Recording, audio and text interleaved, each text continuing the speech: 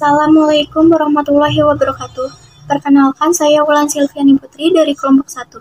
Di sini saya akan mempresentasikan materi tentang PKI Madiun. Pemberontakan PKI Madiun terjadi pada 18 September 1948.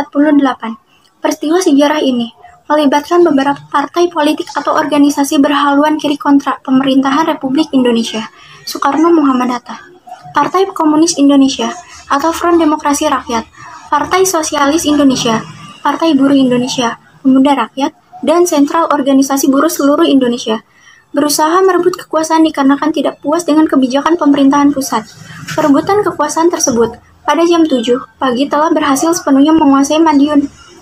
Pada pagi itu, pasukan komunis dengan tanda merah mondar-mandir sepanjang jalan.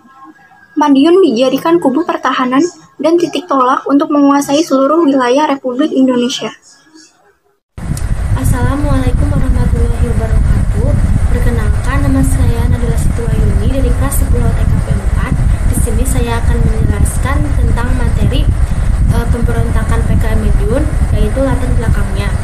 Dikutip dari Soe Hoki dalam Orang-orang di Persimpangan Kiri Jalan pada tahun 1997, Kabinet Hatta I menerapkan kebijakan rekonstruksi dan rekonsiliasi atau RERA, dimulai pada tanggal 27 Februari 1948. Kebijakan RERA diterapkan setelah kabinet sebelumnya, yakni Kabinet Amir Syarifuddin, dilengsarkan karena dianggap merugikan Republik Indonesia pada perjanjian Renville dengan Belanda. Kalangan kiri menganggap kebijakan tersebut merugikan karena mengurangi tingkat kekuatan militer di Indonesia. Musso yang pada tanggal 10 Agustus baru datang ke Indonesia dari Uni Soviet mengajak FDR untuk bangkit bersama PKI. FDR itu singkatan dari Front Demokrasi Rakyat. Tarlah rapat di Yogyakarta yang menyerukan pergantian kabinet presidensial menjadi kabinet Front Persatuan. Tak hanya itu, tercetus pula gagasan kerjasama internasional khususnya dengan Uni Soviet untuk menghadapi Belanda. Sekian, terima kasih. Assalamualaikum warahmatullahi wabarakatuh. Perkenalkan, nama saya Imam Nur Hasim dari kelompok 1. Di sini saya akan mempresentasikan tokoh Madiun yang jadi korban PKI. Tokoh Madiun yang jadi korban PKI terdapat 17 tokoh yang namanya disebut sebagai korban keganasan PKI tahun 1948 yang gugur di desa Kresek. Di antaranya adalah sebagai berikut: 1. Kolonel INF Marhadi, 2. Letkol Wiono, 3. INSP Pol Suparbak, 3. Mai Istiqlah, 5. RM Sarjono Patih Madiun, 6. Kiai Husein anggota DPRD Kabupaten Madiun, 7. Muhammad pegawai Dinas Kesehatan, 8. Abdul Rahman asisten Wedono Jiwan, 9. Sosro Diprojo staf PG Rejo Agung, 10. Soeharto guru sekolah pertama Madiun, 11. Sapirin guru sekolah Budi Utomo, 12. Supardi wartawan freelance Madiun, 13. Sukadi tokoh masyarakat, 14. Kiai Haji Sidik, 15. R. Caris Bagio Wedono Kanigoro, 16. Kiai Haji Barokah Fasrudin ulama, 17. Maidi Marto Disomo agen polisi. Dari 17 korban pemberontakan PKI Madiun, sosok Kiai Husein dipresentasikan sebagai patung yang menjadi ikon monumen Kresek yang berada di puncak bukit. Sekian, terima kasih. Assalamualaikum warahmatullahi wabarakatuh. Assalamualaikum warahmatullahi wabarakatuh.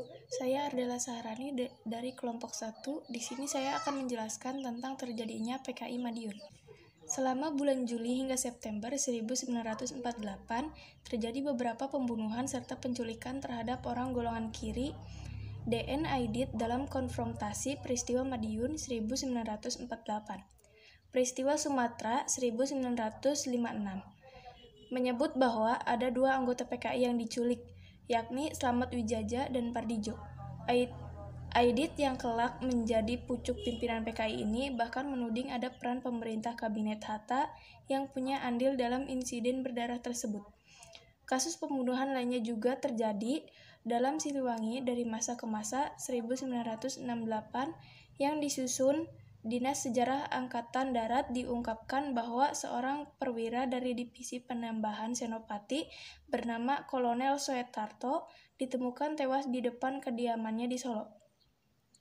Anehnya terdapat lencanan anggota Divisi Siliwangi di tempat kejadian perkara sehingga mulai muncul percik ketegangan di kalangan Angkatan Darat.